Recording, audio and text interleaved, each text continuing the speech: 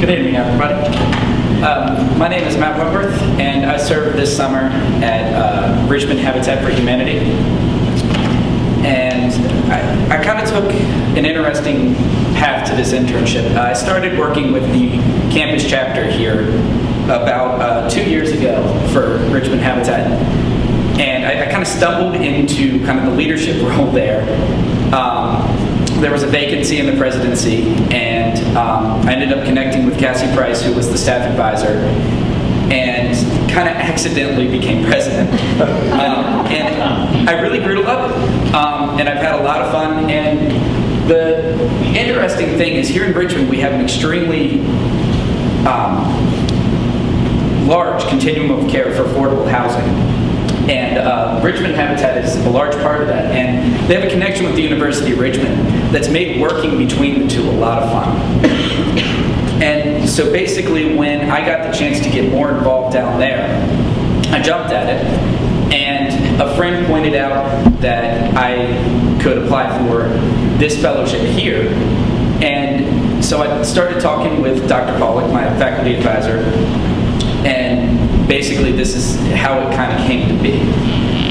So last spring, Richmond Habitat began looking into changing up their youth programs. And what they wanted to do was come up with a junior board of directors. And as an entrepreneurship student, that made a lot of sense to me. And I got really excited about kind of getting in at the beginning of this groundbreaking program and working with my site coordinator, Lisa Bedell. And so basically, I'm going to back up a little bit, actually. And I'm going to talk about Richmond Habitat, what they do, and what the need here is in Richmond. And so I have some stats on the screen behind me, and these are for the city of Richmond and the area. These are not nationwide stats, these are not worldwide stats. 20% of Richmond residents live in substandard housing.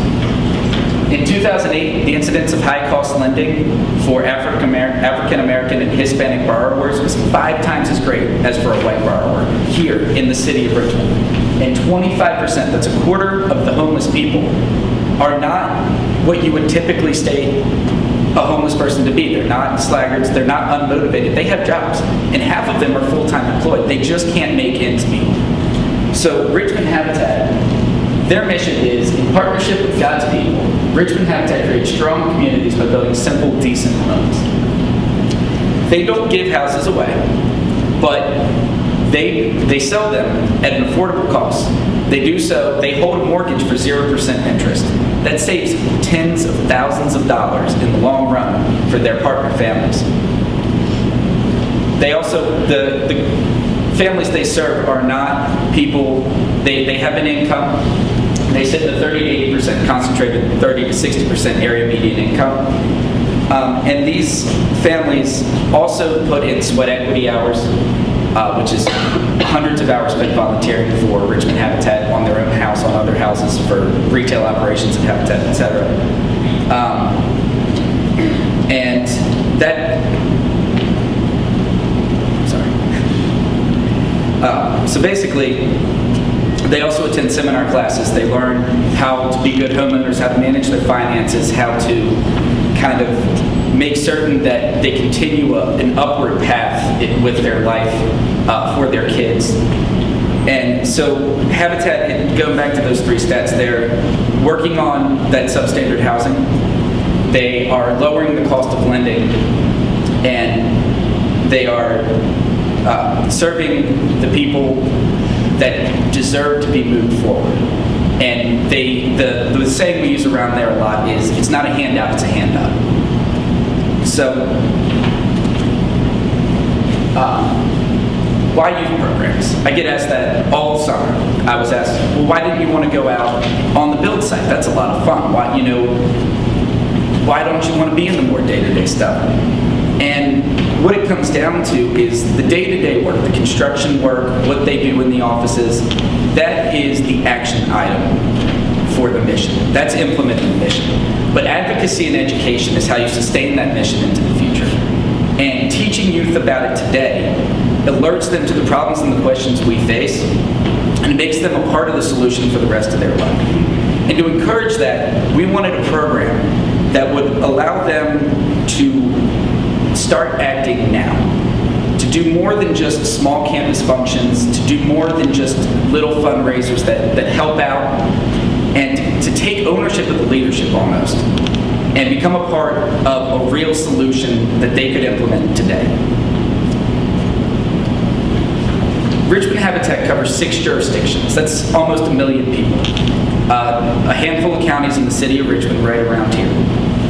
And what we wanted was a youth program that could take advantage of all of these youth together and become basically a model in regional cooperation and allow the youth to kind of bypass those politics that come around multi-jurisdictional, organizational level where you're working with multiple governments and you kind of, everybody has that little, my town's more important. Sorry about that. So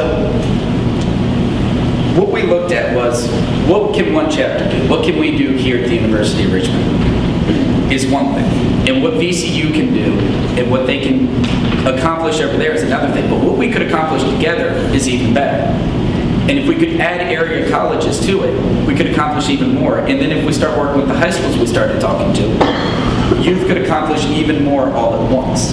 We wanted to use that model of scale to allow the youth to take the ownership I just talked about and have actual power to do something with it. So we developed the Junior Board of Directors. It's entirely student-directed, and it's open to all the youth that we work with, and we kind of refer to it as a coalition of the schools and community groups that we worked with in the area. And basically, the goal was to fund a full house as youth. Youth fundraisers, youth-directed, build a house. And that's very hard for youth to do. On campus, I think our chapter, when I did the model when I first took over, I said it would probably take us about 10 years to raise the amount of money we needed to build one house if we did it just with our own fundraiser. And that's as a college chapter, and one of the better ones in the country, actually. So a high school group, a church youth organization, they'd never be able to get that pride of having done all that work. But together as a youth community, they can do that. They can also work on advocacy and education programs that are relevant to the kids around them. So,